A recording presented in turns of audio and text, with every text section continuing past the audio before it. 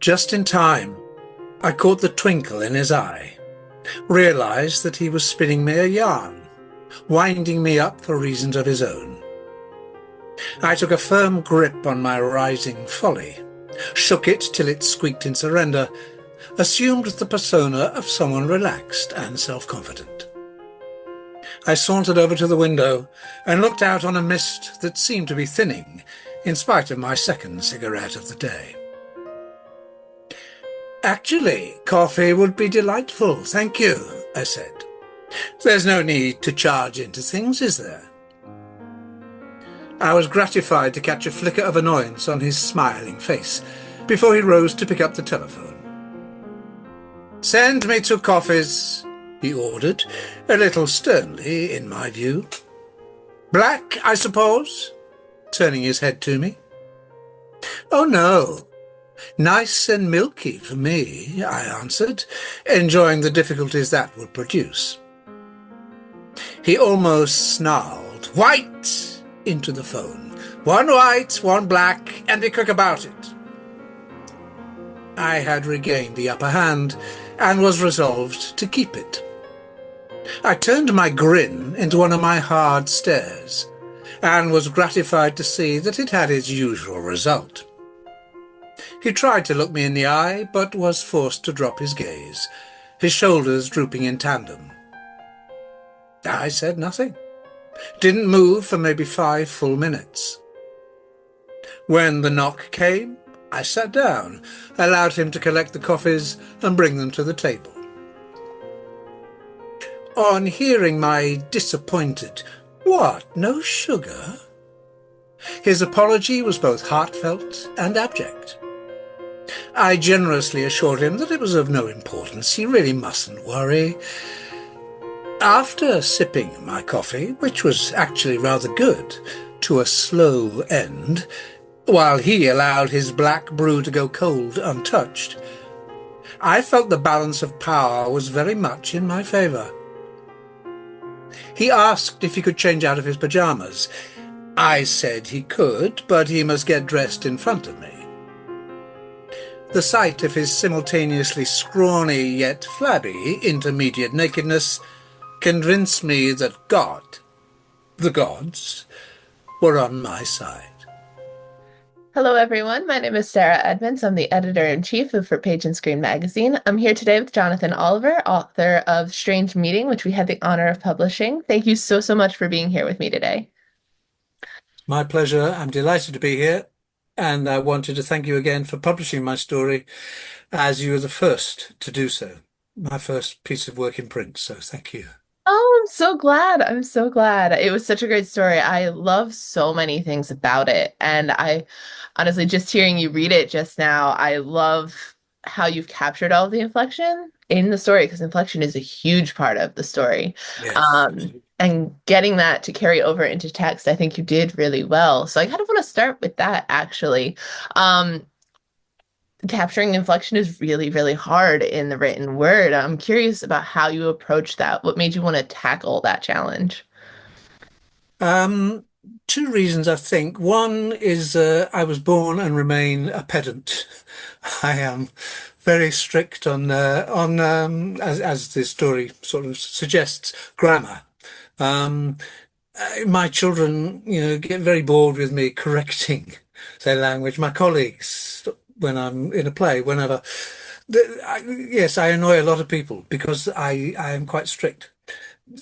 I think that's a good thing, and especially as I sort of specialize as an actor in Shakespeare. So Shakespeare's verse, I work with a wonderful director called Tim Carroll, who's quite well known now internationally, and he is a Shakespeare verse Puritan, which I have become too. So now I'm doing a couple of plays at the moment with a company I work with, and the verse is supreme. It's the first and foremost thing. Costume sets, we can do without all that, but Shakespeare's verse, said correctly, fluently, beautifully, is the absolute backbone of it. It hurts my ear when I hear people say it wrongly. And of course, people think, "Oh, no, no, what are you talking about, you old-fashioned fool? We do Shakespeare, we speak as we wish." But in Shakespeare's case, you speak it properly as he wrote it, and it'll be so much clearer, so much kinder on the ear, so much more beautiful. So anyway, so that's one thing. So Shakespeare and plays in particular, where the language is obviously paramount, led me to be very interested in inflection, in syntax, in the minutiae of language. I said two things. I think that was both. One was me being a pedant, and one was me being an actor. So those two things really contributed to uh, my interest in this story. The first line came to me. I can't remember where it came from. It could have been, I don't remember. But the first line was a given. And it was that first line that made me think, oh, hang on. There's something that's not quite right with with the grammar of this line. And I'm speaking, of course, as an English person, and I accept that other countries' use of English, American, Australian, whatever, might have no problem with things that I do have a problem with. But anyway, I seized on this little, what I thought was an error, and built up a story around it. I love that. I love how one line can inspire something like this. That's fantastic. One thing that really intrigues me about this story, along with the inflection, the grammar, the use of language, is the power dynamic that goes on between these characters. It's kind of the perfect setting, in my opinion, for this contemplation of grammar that you have on the page. Did you start out with that power dynamic in mind, or was that something that you built with the language? I think I built it. It came in gradually. Um, once I'd begun and thought about this line and what it meant, and the idea of a meeting, my mind immediately turned to Wilfred Owen. Are you familiar with that wonderful? Right, Wilfred Owen is one of the great First World War poets in the English literature. He's a wonderful, wonderful poet. I do recommend him to everyone. His life was amazing. He wrote. I mean, he's still a young man when he was an officer in the First World War fighting the Germans, and he died 1 week before the end of the war, which just adds to the tragedy of his loss. Anyway, he and Siegfried Sassoon were the two major names in English war poetry, and Owen wrote some amazing poems about the pity of war, all of which, of course, were from his own experience in the trenches.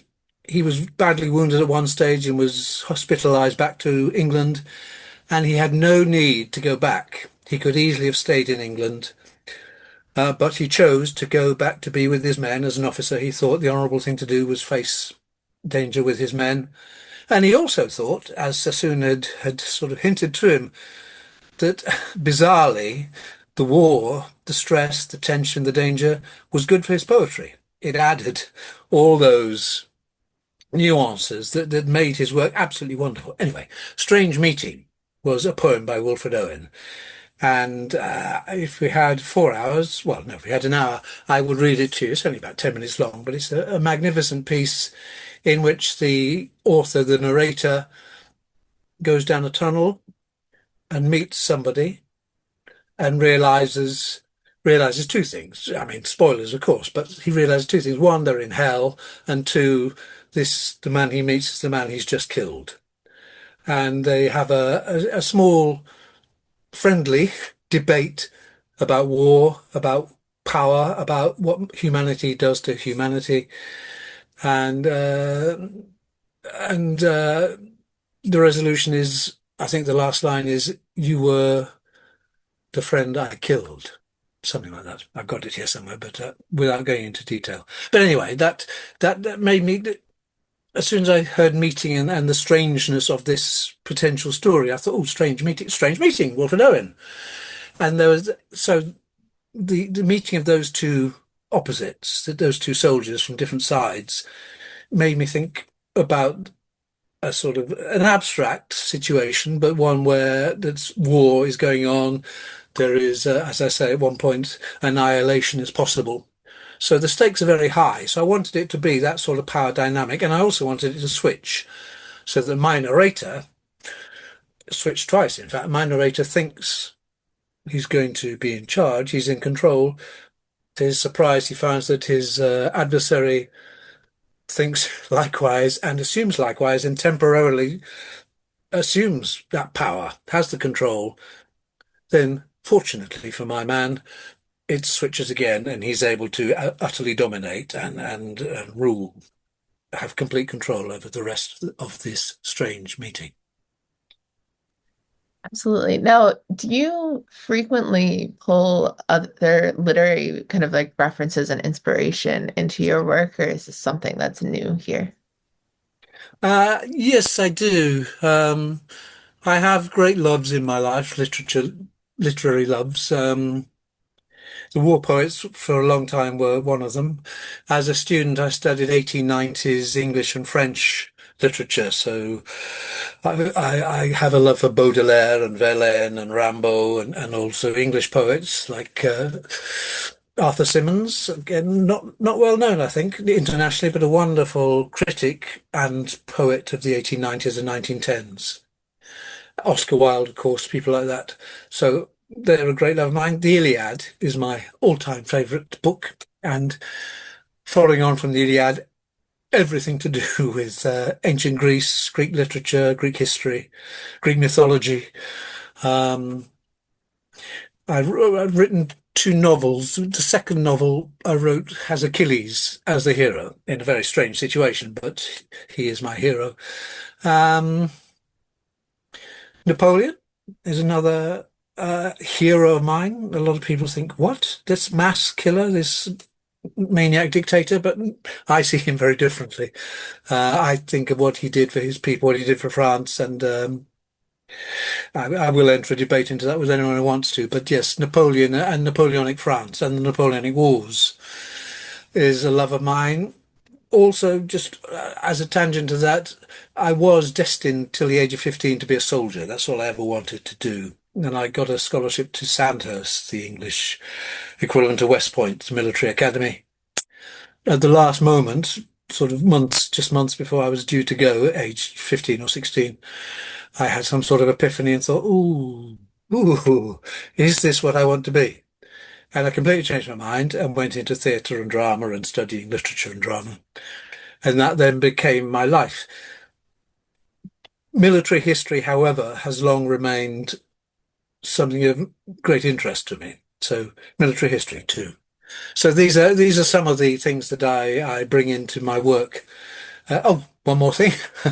Sorry to bore you. One more thing that's become a recent love is American Indian, Native American history, and you'll know far more about it than I, an Englishman, do. But I did a tour, a Shakespeare tour with a company from here, and we went all over America. And I've been to New York before, and I've been to a couple of the great cities, but I'd never seen America proper. And this tour took me all over the place.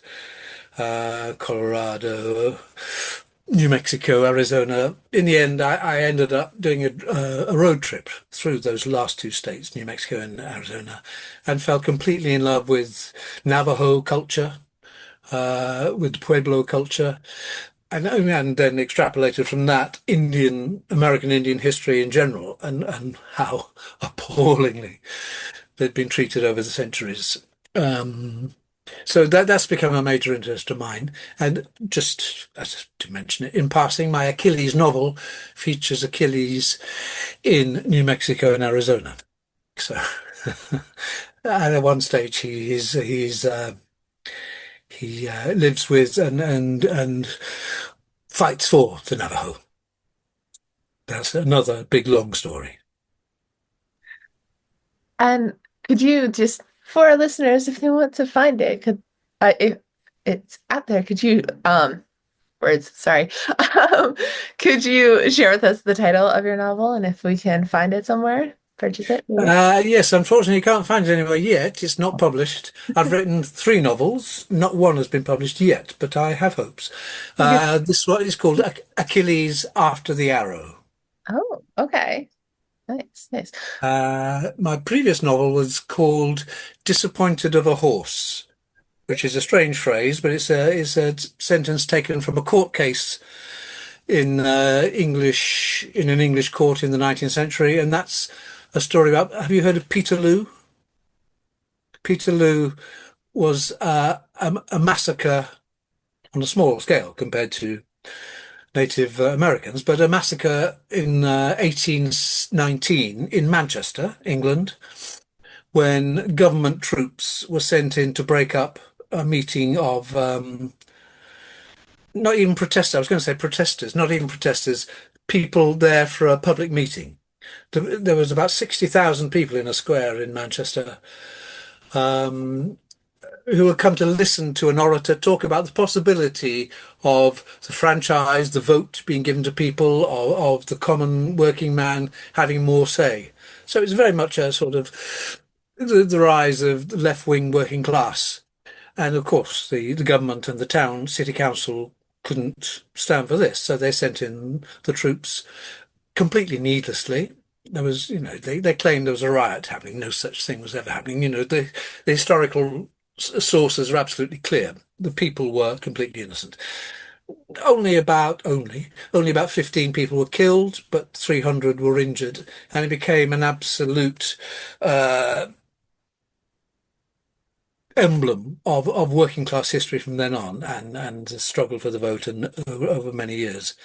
I just done, Mike Leigh, the English film director. Okay, but he's very pretty well known and a wonderful man. He made Peterloo, a film about it, and I was in it. I played one of the troopers who charged the crowd. I had a wonderful time doing that film. I also had a lot of time off doing that film, and I did a lot of research and background material. Mike Leigh is a director who loves his actors to improvise, not on set, not on camera, but before, building up towards shooting. So I did an awful lot of research, and I thought this is an incredible story. It's not unknown in England, it is known, but your average man or woman in the street might not have heard of it. But it is a seminal part of our history. So anyway, I was fascinated by it and thought, well, there's a story. There have been novels about it before, but I thought I'd got an angle on this.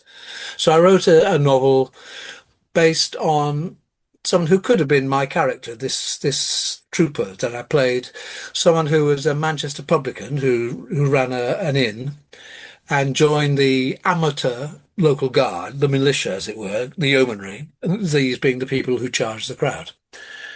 And I sort of half based him on an actual person, an actual trooper who stood up in court 3 years later when people were trying to sue the councillors and the militia leaders who committed this massacre. This soldier stood up in court and gave evidence against his fellows and against his superiors, which was an incredibly brave thing to do. So that was factual. And anyway, I based my character on him. I took his history back 20 years before Peterloo. So he was a Londoner. He joined the army, and he fought in the Peninsular War against Napoleon. Getting in another of my great loves. So it all comes together in some way. And so I followed his story through that, and then how he ended up in Manchester years later and settled there, became a Republican, etc., etc. Charged at Peterloo, was ostracised by everyone, then had to take another job as a coachman, or rather a guard on a coach. So yes, so that was basically that story. It has a tragic end, but it has a theme running through it, which is, I suppose, epitomised by this constant phrase. What was it exactly? Uh, Ask me about the child. That's right. Ask me about the child. In real life, Peterloo, one of the first casualty, the first person to die, was a 3-year-old who was ridden over by a trooper rushing to get to the meeting. That became my character. He did that. And the guilt that came from that reminded him of the guilt that had happened, an incident in the Peninsular War. And that runs through the novel, so it's a theme. But yeah, I can't remember what your original question was, but I rambled on, sorry, at great length. No, no, that's completely understandable. Completely fine. It sounds fascinating. It sounds like an interesting novel. I really hope that I get have the chance to read it someday. Um, Well, yes, I can send you it, of course, but as I say, I'm not. very au fait with the publishing world. I did try to get that published. I sent it to various, I think, publishing houses, uh, 20, 25, something like that. Got no joy. My second, the novel about Achilles, I sent to agents because I was told that was the way to do it. Again, 20 or 30, no joy. Of course, I've read of people, well-known authors who've sent things 100 times before they get an acceptance. So I haven't given up. I believe in those novels, and I really hope they see the light of day. So yes. So Achilles after the arrow, and disappointed of a horse. One day. Yes, yes. Yeah, just kind of powering through is all you have to. I have novels sitting on the shelf that have more than 20 or 30 rejections waiting, but the best or the most important thing is to believe in them. And I know I Yes, believe in mine, absolutely. you believe in yours, absolutely. Hearing you talk about Disappointment of a Horse reminds me very much, unfortunately, of an incident that kind of happened close to where I live as well. I'm from around Philadelphia, Pennsylvania. So we had the 1985 move bombings, which was when the police came in and bombed the city, bombed residential areas in the city for suspicion of having firearms. The firearms were held to protect against the police, of course. So it's another thing that's kind of similar in that people in the area know about it, but it's not Yeah, something that's really known on a larger scale. And I personally think that those are some of the stories that are most important to tell, things to share that are important locally and should be important on a larger scale, but have not yet kind of garnered that attention. yeah, yeah, absolutely. I love that you've written about that, and I hope that one day someone writes about the move bombings in the same way. Um, but yeah, so I want to talk about your life as an actor. We met because of a short story, but our magazine loves meeting actors, filmmakers, directors, playwrights, screenwrights, all of that. So tell me a little bit about kind of just your career. You've worked in film, on stage. Tell me about it. Yes, I mean I've been at it. I won't tell you my age, but I've passed 50 years as a professional actor. Um, I should think 80% of that has been stage, and the rest divided between film, television, radio. I do a lot of audio work now, a fair amount of audio books as a narrator, which I enjoy. But theatre is my great love, yes. I'm Manchester born, um, and I left home quite young, 16, I think. But then because of a girlfriend, I went to Manchester University. I stayed in Manchester, went to Manchester University, did drama, well, did literature with English literature with drama there. While at university, we formed a company. Various of us formed a company that were invited to take shows in the summer vacations to the Isle of Man. And if you know the Isle of Man, it's a little island in the middle of the between Britain and Ireland. And we became the national theatre of the Isle of Man. We went there several vacations for several summer vacations, and then when we all graduated, we were invited back to actually become a professional company. And so we did a short season there, which allowed us to get our equity cards, which meant we were then proper professional actors.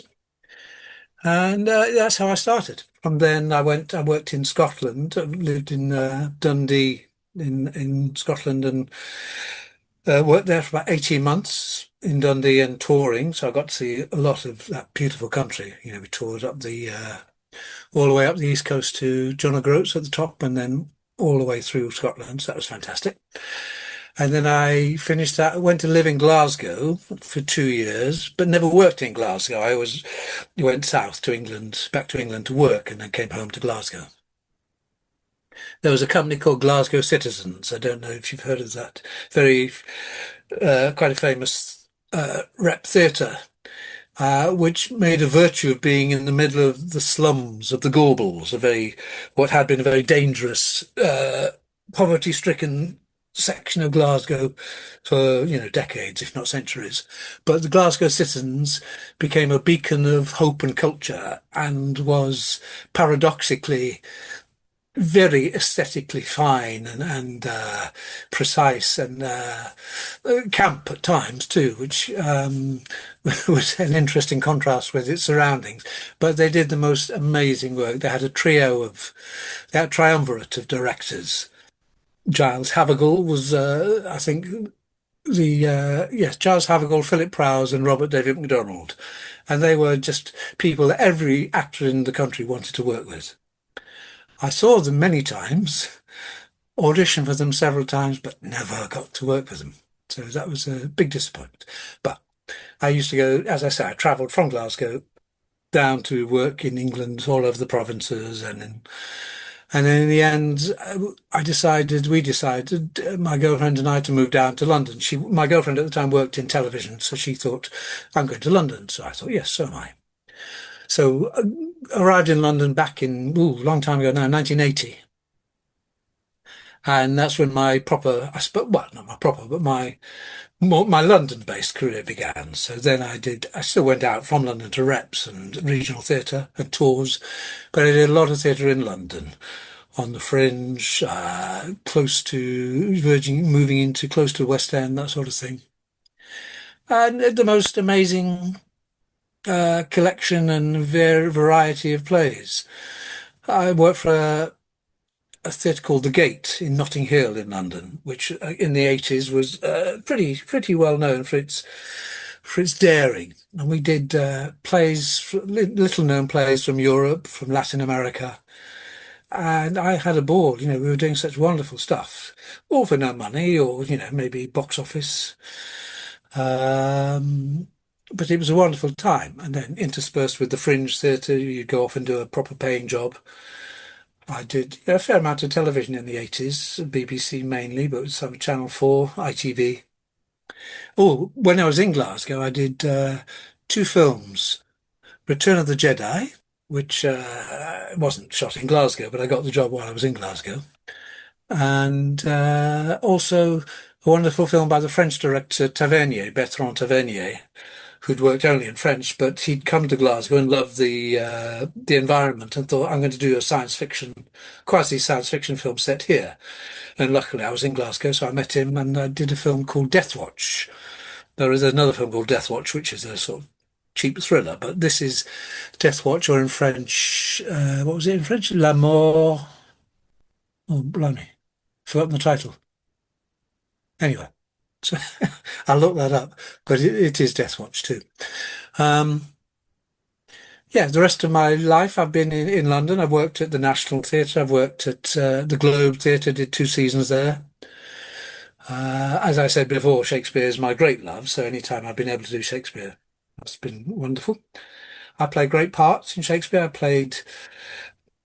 I played Macbeth, Hamlet, Antony, Julius Caesar, Cassius in Julius Caesar, Malvolio, Twelfth Night, Shylock in Merchant of Venice. Lots and lots of wonderful parts. Last year, I think since I spoke to you first, I did my first ever job at the Royal Shakespeare Company, which is something I'd always wanted to do. So I was in Stratford for 3 months doing Othello with John Douglas Thompson, wonderful Canadian, I think, Canadian-American actor. He played Othello. Anyway, so yes, so that was great. Uh, what else? Yeah, just succession of wonderful plays.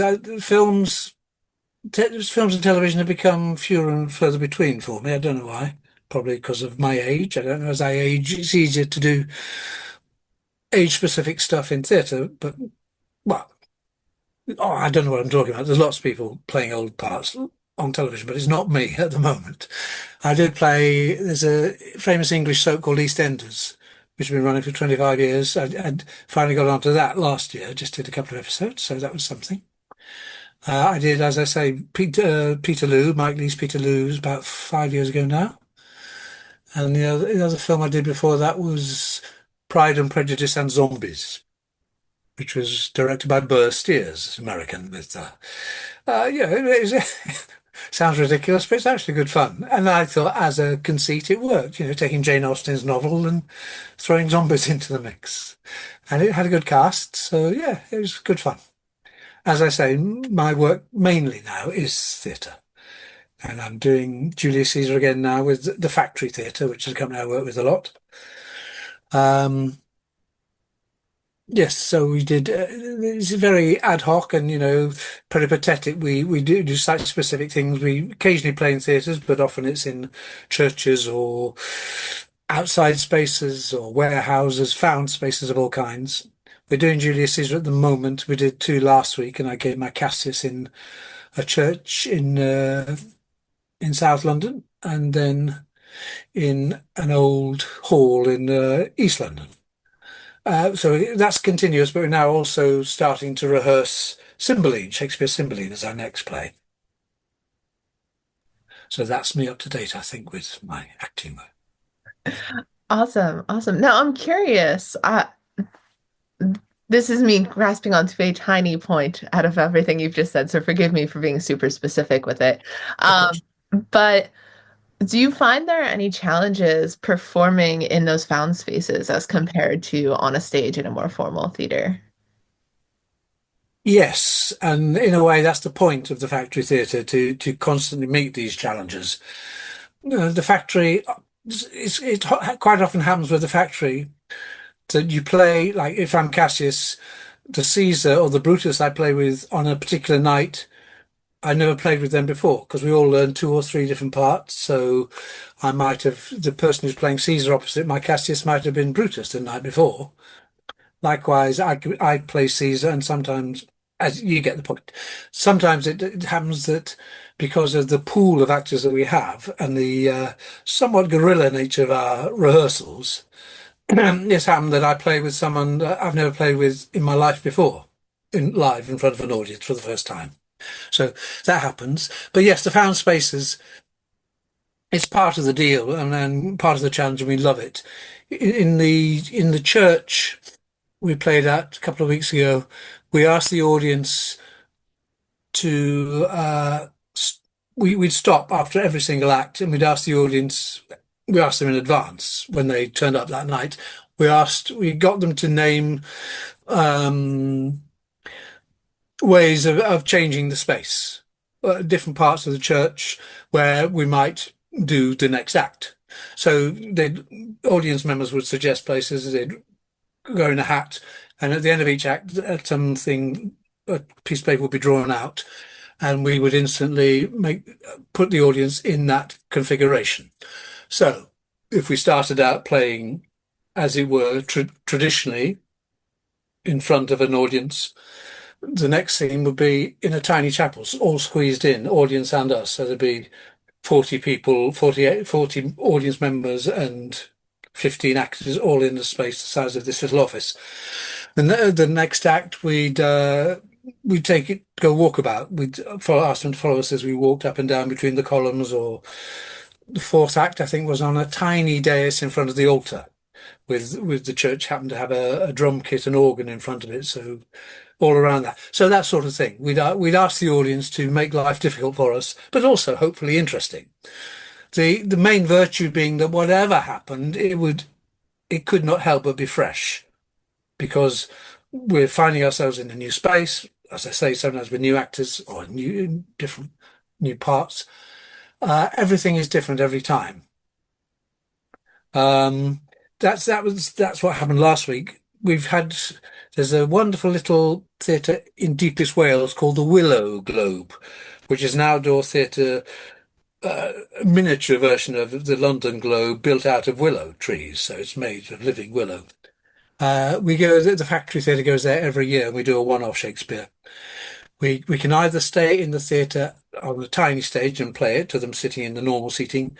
We did As You Like It a few years ago, and we thought, well, this is the play to do it. We took the audience with us after the first act out into the meadows among the sheep, and then the third act, which is I think I was playing the exiled duke who lives in the forest. So we took the audience into a very convenient wood, so it was right next to us.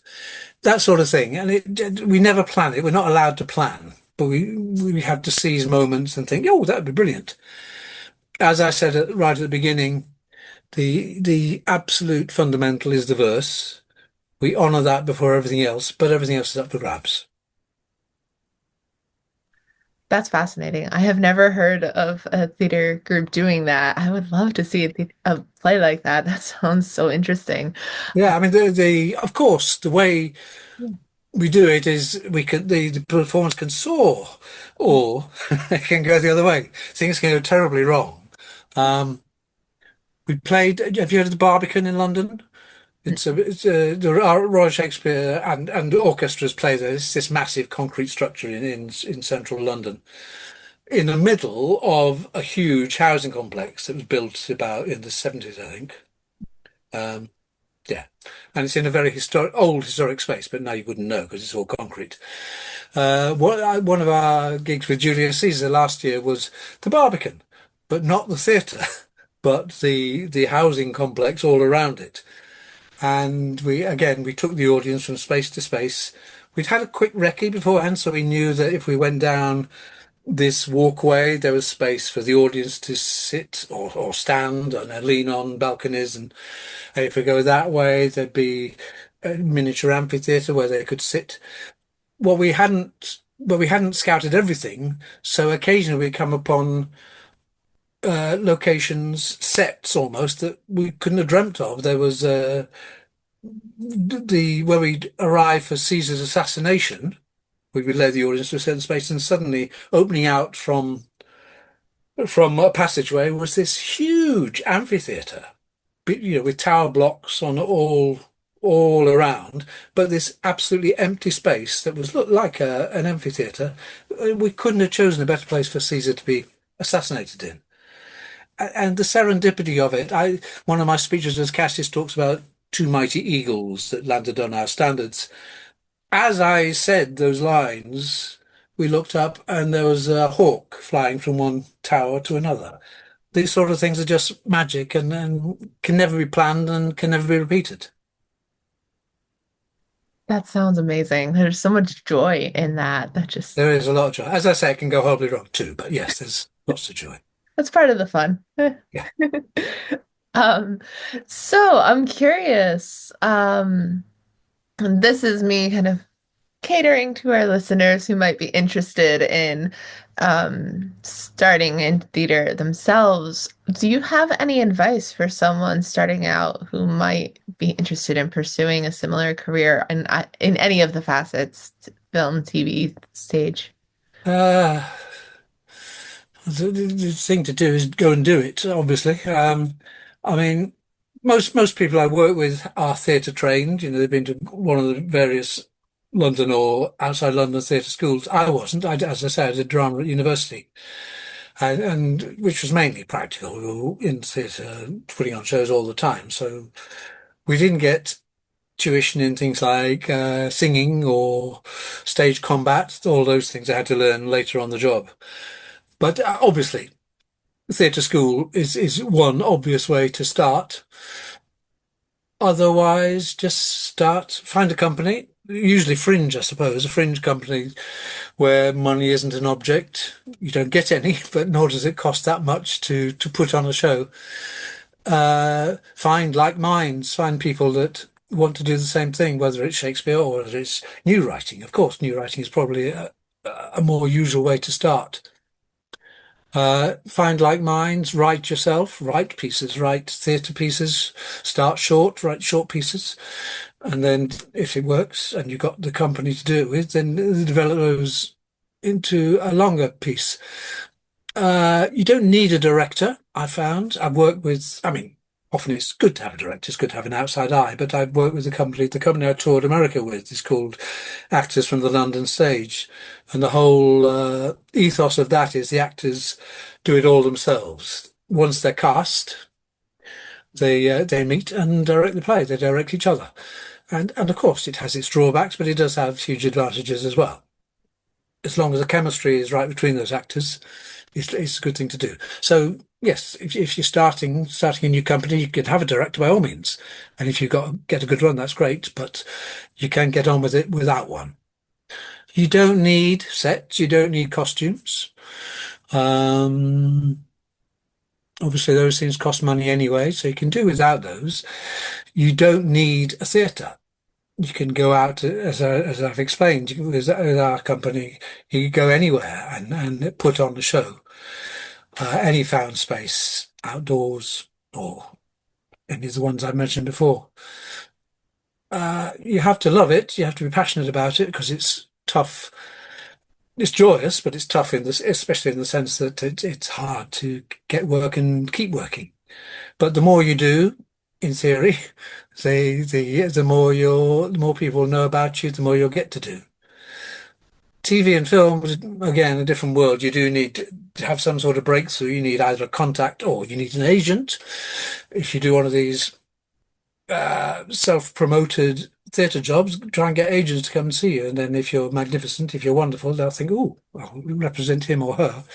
And obviously that's a good way to get taken on and pushed to things that you wouldn't be able to yourself, probably. You can always write to theatre and film and TV directors, but these days it's quite hard to do that and get through just by yourself.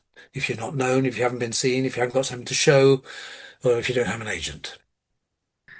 Great advice, for sure. Kind of one of the things that I always heard when I started working in film, I haven't worked in film professionally in a while, but the hardest part about making a film is to make the film. So even if you're starting out, just getting it done, just putting in the hours, just putting in the work, for any type of performance art, I think is really important, like you've said, like you've explained.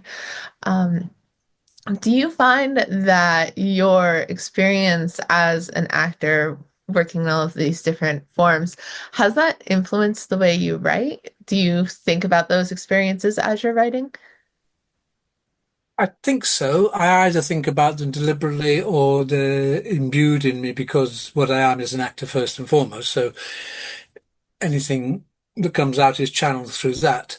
I do think of in terms of characters sometimes. I mean, I actually played Achilles in Shakespeare's Troilus and Cressida, but although I love playing him, someone who was almost besotted as a youth, certainly with Achilles, it was quite disappointing because Shakespeare didn't like him at all. Shakespeare turns him into this thug, this fairly mindless and almost cowardly thug, which is anathema to me in the real world of I mean, if we accept that Achilles really existed, which I do, I fully believe in it. I fully believe in most mythology, most Greek mythology anyway. I'm just waiting for Zeus to come and tap me on my shoulder. Um, so yes, so I can imagine playing some of the characters that I write about. This strange meeting, I can well imagine playing the narrator, the figure. I wouldn't dare compare him, but in a sense, he's approaching or on the way to one of sort of Pinter's characters, one of his the birthday party, the interrogator figures in that, or some of his later plays where there's I can't remember the title. Is it One for the Road? I can't remember. Where there's a an actual interrogation by an unnamed power on somebody they've kept prisoner and tortured, and there's a power dynamic which is, I mean, much better developed than mine, but I'm using some of the same tropes. Um, so yes, I thought about that when I wrote it. Yes, I mean, what else? Everything. Yeah, I think everything I write comes, as I say, comes through my world of theatre or cinema, and everything is performable. I've written a short, but I think I wrote a short one-man play. It could be a short story. I'm not sure. I need advice really on from colleagues on whether what I've written is this or that. It's based on a character from Othello. So again, using my experience of having played something, I've pursued him, given him a backstory, given him a future story from what's in the actual play, and researched his character and brought this character out to the fore where he wasn't in the original play. Um, I, d- I don't know. I wanted it to be a one-man play. I've always shied clear of doing a one-man play because for two reasons. One, it's scary to be out there on your own. Two, I'm a bit dubious about what a one-man play is, because for a drama to work for me, there has to be conflict. And conflict presupposes there has to be at least two people. Having said that, I have seen some wonderful one-man plays. Um, so they do have they do work, but I'm not sure whether I'd want to do it or not. But we'll see. And first of all, I have to see whether I've written a play or whether it's just a short story. It's actually quite interesting that I can't at the moment tell the difference. It's all written in the first person, so it can be all spoken to an audience. I have to dwell on that more, think about it more.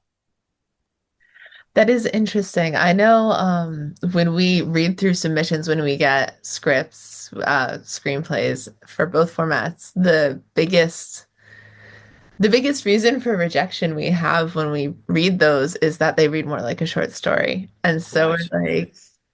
like finding that voice and finding that point is like, oh, is this meant for the stage? Is this meant to be sat, just sit down and read it? Can be really hard. It can be really hard, especially with a one man play, I imagine, because it's so contained. So, in what form should it be contained in? Yes. Yes. Um, when you're writing, when you come up with stories, or ideas in general, at what point do you kind of decide, oh, I want this to be a play, I want this to be a short story? Do you start out like that, or does it happen like this, where you're deciding later on? I have sometimes come with a big idea in my head, and I sit down at my computer or notepad, and I think, oh, hang on, what is this? What am I writing? Do I want to write a novel or a screenplay?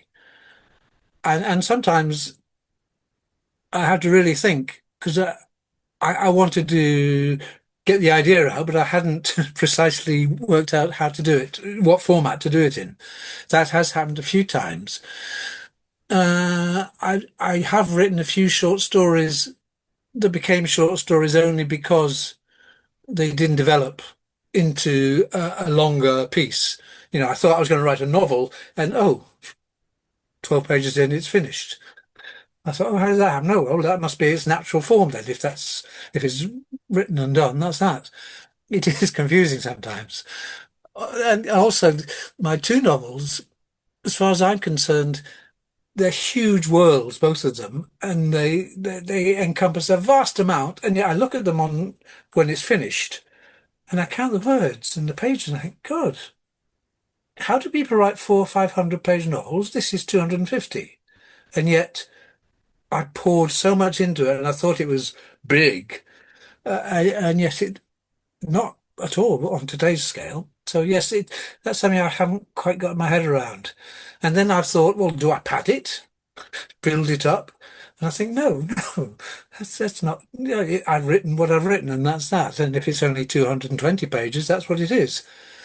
Um, Short stories are sometimes tricky in that some people demand 2,000 words, no more. Some say up to four, some say 8,000. So things I've written in the past, I think, oh, I'll send that to some. Oh no, I can't because it's the wrong size, which is a bit frustrating because it shouldn't really be about size, I don't think. But I do understand. Obviously, it has to fit any particular review or magazine's format. But it's fascinating. I mean, I haven't written a huge amount. I mean, you'll have interviewed people far more experienced than me. But I've written a few stories, short stories, and I've only had two published so far with you, thank you very much, and one other. And the short story I wrote about 5 years ago, I keep sending out, and I think it's a marvelous story, and it keeps coming back. I must have sent it 20, 30 times, and not once has anyone thought, oh, yes, thank you. I mean, of course, this happens a lot, but it just puzzles me a bit because I think, well, oh, I really think this works. Why does nobody else agree with me? And obviously, because it's not to everyone's taste. But it is fascinating, frustrating, but interesting.